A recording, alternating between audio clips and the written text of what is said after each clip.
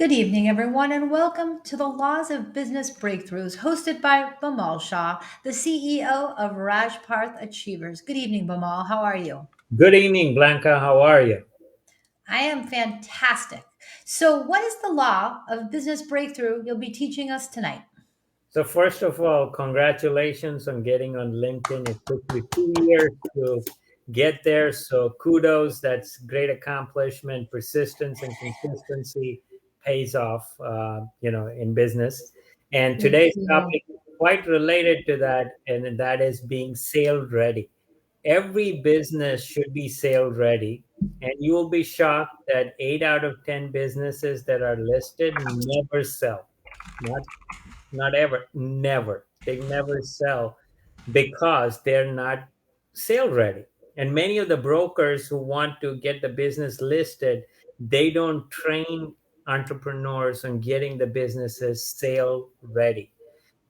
So this is a very, very, very important topic.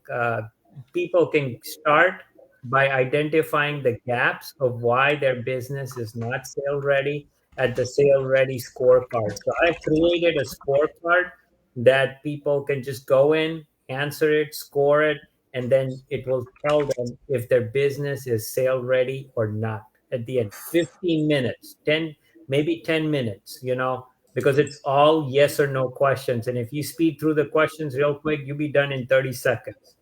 That's So, incredible. yeah, That's so you may get so. them. What would be an example of one of the core ingredients of being sale ready? Like, what's the absolute, like, the basic 101 rule of you have to have X? One question: can your business be highly profitable and run without you if you go on a 90-day sabbatical? If you go on a 90-day sabbatical and your business is highly profitable and you have money in the bank every day or every month coming into your bank account while you're away and it's profitable, you got a sale ready business. I like it. So it's sort of like go to Europe for 3 months and the business needs to run itself. That's all there is to it. So that means that you need a sales team to close, to continue to close deals. You need your marketing to continue to run. You need your processes to continue to operate. You need to keep collecting those dollars. You need to keep moving and going. And if you That's why I can't do got the that, business. Right. So if they go to the business scorecard, I have another link. If you the business scorecard, bit.ly, the business scorecard, okay. and, and it's also on the QR code. Um, if they go to that, they will now see that where do I lack in my business? Because there are 12. When you say to God that I want to be an entrepreneur, God says, this is great. Here's your responsibilities.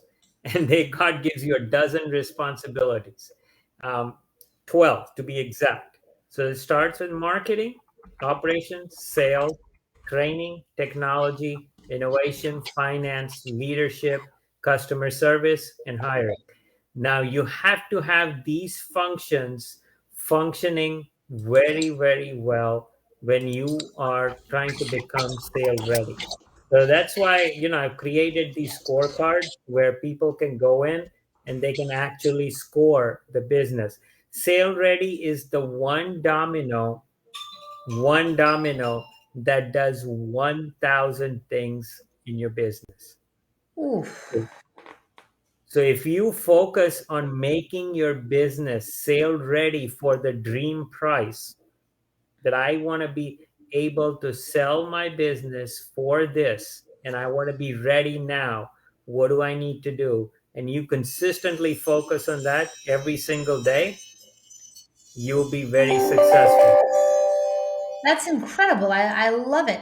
And you have so many tools to assist entrepreneurs in growing, developing, and getting to the different. Now, let me ask you this: in your experience as a seasoned business coach, how long does it take to get sale ready on average? So depending on the score and depending on the gaps, it could be as little as 3 months to a year.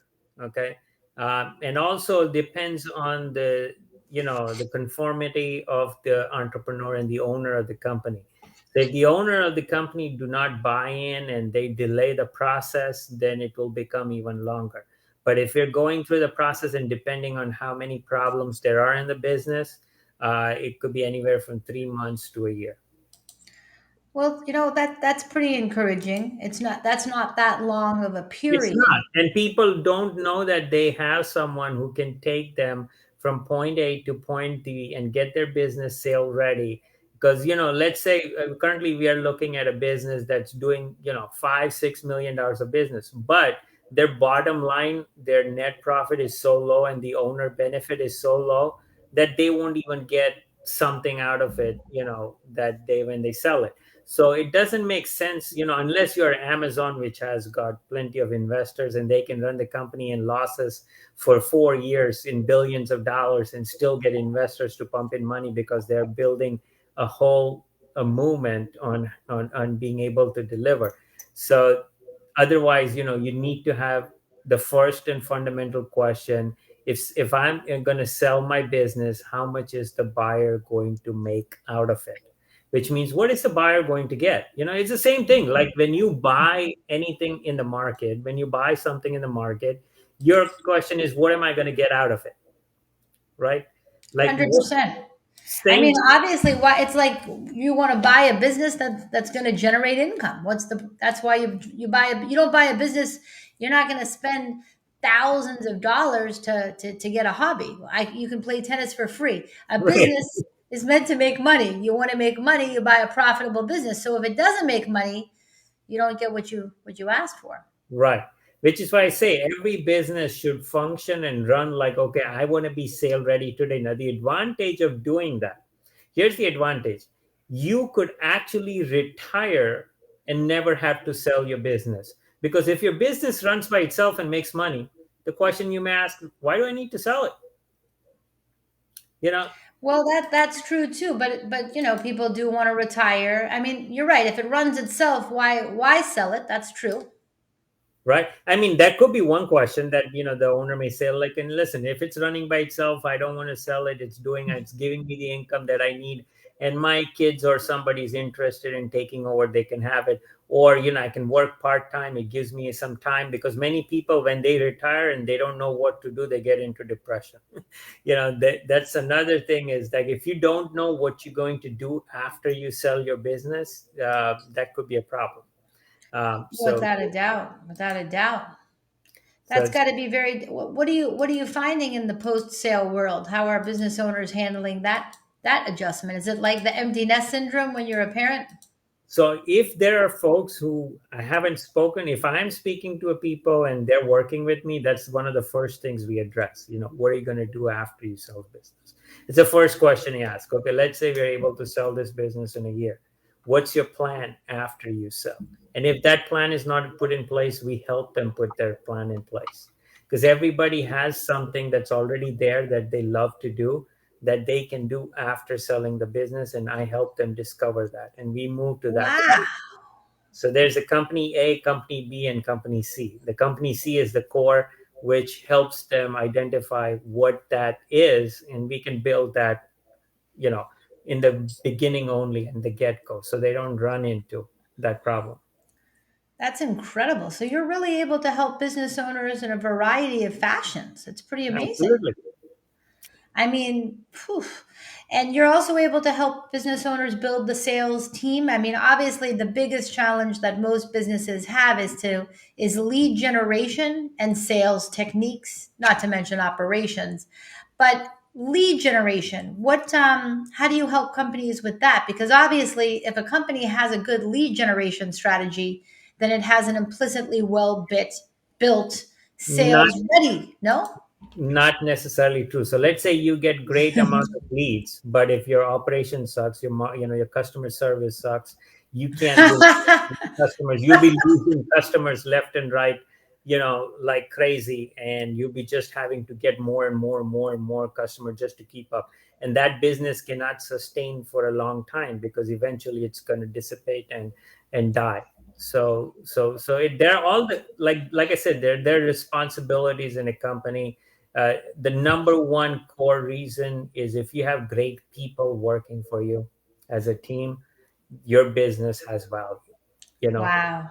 So That's powerful. That's powerful. So it's not all about it's not just the lead generation, it's the operations, it's the team that cares about the service or the product. and your customers are raving fans. You have a great technology, you have a great SOPs, you have soup to nuts documentation on how your company runs. Without you, everybody knows what they need to do.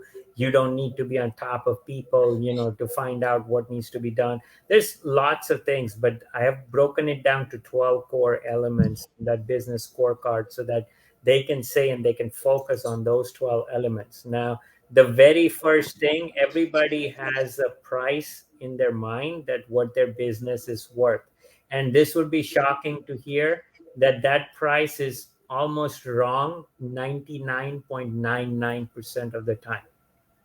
I'm not surprised. I mean, even going on Shark Tank, the valuations that the people that some of the sharks ask for, that some of the entrepreneurs ask for, are often really not. What is your formula for So evaluation? the business valuation differ. Every business valuation needs to be done. So like there's two valuations we do in the first get-go. One is your ideal dream come true valuation. Okay. So we put the boundaries of where your sales needs to be, where your operation needs to be, what needs to be done in order to get to that price. Now the second valuation we do is the current valuation based on as is where your business is today. This is what you could get for it.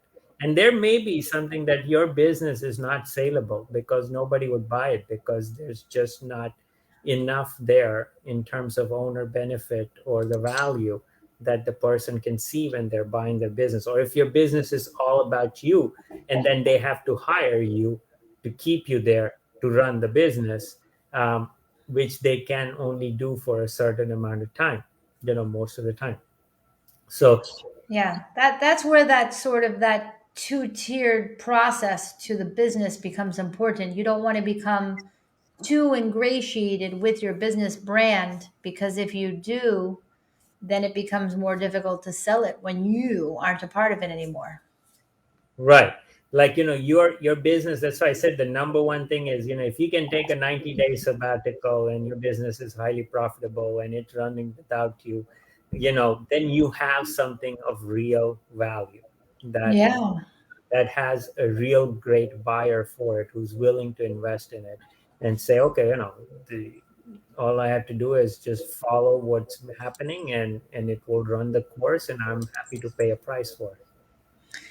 What are the steps? What's involved in getting ready in that 3 months to 1 year? What does that look like So working I with have a you? full exit game plan. And there's when a video, when you scan the QR code, there's a video that explains what the exit game plan is. And the exit game plan is, first, we do, a dream come true company. We build your dream come true company that you want to sell.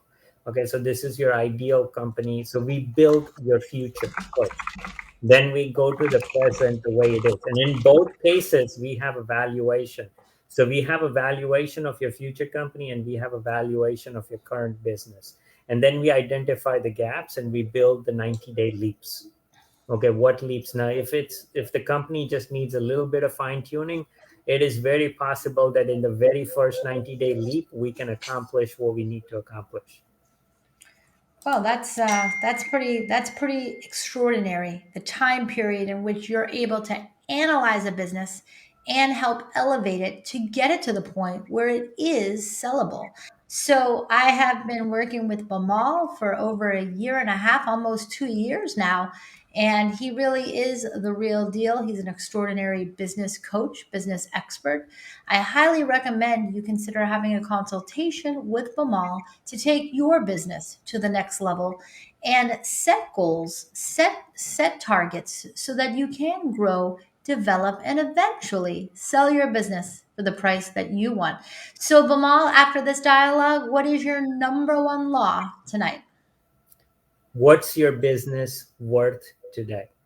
You need to know like what your business value is today based on what you're doing and the way you are running it. It will give you an idea how you're running it. That value that you get will give you a reality check and a snapshot that, okay, the way I am running it needs a lot of work, or the way I'm running it is great. It needs a little bit of fine tuning.